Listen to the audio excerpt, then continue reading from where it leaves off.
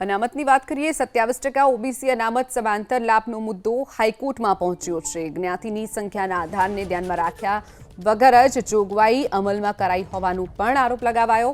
Supreme કોર્ટના હુકમના તિરસ્કાર હોવાની હાઈકોર્ટમાં રજૂઆત કરાઈ છે। ઓબીસી કમિશનના રિપોર્ટની ભલામણનું પાલન ન થતું હોવાનો પણ અરજીમાં દાવો કરાયો છે। ઓબીસીની સંખ્યા વધુ હોય તેવી બંને સ્થિતિમાં સમાંતર રિઝર્વેશન હિતમાં નહીં। હાઈકોર્ટે ચૂંટણી આયોગ સહિતના પક્ષકારોને નોટિસ ફટકારી છે। અરજદારની રજૂઆત પર પોતાનો યોગ્ય પક્ષ મૂકવા માટે પણ હાઈકોર્ટે નિર્દેશ કર્યો છે। આવનારા દિવસોમાં હાથ ધરાશે આ અંગે વધુ સુનાવણી। 27% ઓબીસી અનામત સમાંતર લાભનો મુદ્દો હાઈકોર્ટમાં પહોંચ્યો છે। જ્ઞાતિની સંખ્યાના આધારને ધ્યાનમાં લીધા વગર જ જોગવાઈ કરાઈ હોવા અમલમાં મૂકી દેવાઈ હોવાનું પણ સામે આવ્યું।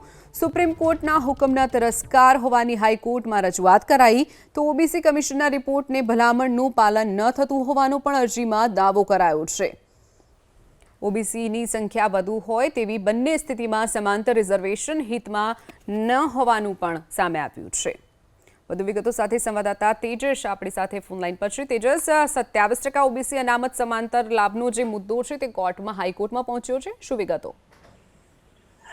જી, અરજદારની મુખ્યત્વે રજૂઆત એ છે કે જે જાતિના આધારે ગણતરી થવી જોઈએ તે પ્રકારે જે સીમાંકનો છે તેની અંદર જે મતો આપવાનો અધિકાર છે તેની અંદર આ પ્રકારનું રિઝર્વેશન એ બંને બાજુ નુકસાન પહોંચાડનારું છે। કારણ કે જ્યાં જનરલ પબ્લિકની વસ્તી વધારે છે એટલે કે જે સામાન્ય જનસંખ્યા છે તે વધારે છે તેવા સંજોગોમાં ત્યાં 27%ની અનામતની જોગવાઈ તે સામાન્ય જે કેન્ડિડેટ્સ છે તેમના હિતને નુકસાન કરનાર છે।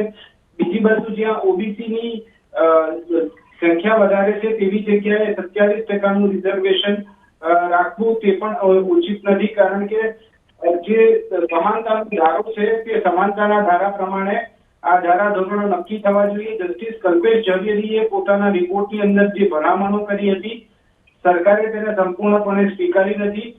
જ્યાં 26% અનામતની જરૂરિયાત છે ત્યાં પણ 27% અને જ્યાં 28%ની જરૂરિયાત છે ત્યાં પણ 27%। આ પ્રકારનો મતભેદ જે કરવામાં આવી રહ્યો છે તેને લઈને અરજીની અંદર વાંધો ઉઠાવાયો છે। સાથે જ સુપ્રીમ કોર્ટના અમુક ચુકાદાઓને પણ આ કેસની અંદર ટાંકવામાં આવ્યા છે અને સુપ્રીમ કોર્ટે પણ જ્યારે આ બાબતને સ્પષ્ટ કરી હોય તેવા સંજોગોમાં રાજ્ય સરકારનું આ જે વલણ છે તે નીતિથી વિપરીત છે તે પ્રકારની રજૂઆત કરવામાં આવી હતી અને આ તમામ રજૂઆતોને ધ્યાને લઈને કોર્ટે રાજ્યના ચૂંટણી પંચ સહિતના પક્ષકારોને નોટિસ જારી કરી છે।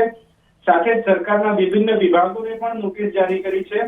આગામી દિવસોમાં સરકારનું શું વલણ રહે છે સાથે જ રાજ્ય ચૂંટણી પંચ આ સમગ્ર મુદ્દે શું કહેવા માંગે છે તેનો ઉલ્લેખ સોગંદનામાના સ્વરૂપમાં કરવાનો રહેશે। ત્યાં સુધીમાં કોર્ટે તમામ પક્ષકારોનો ખુલાસો પણ માંગ્યો છે અને જવાબ પણ। જી, ચોક્કસથી તેજસ, માહિતી બદલ આભાર।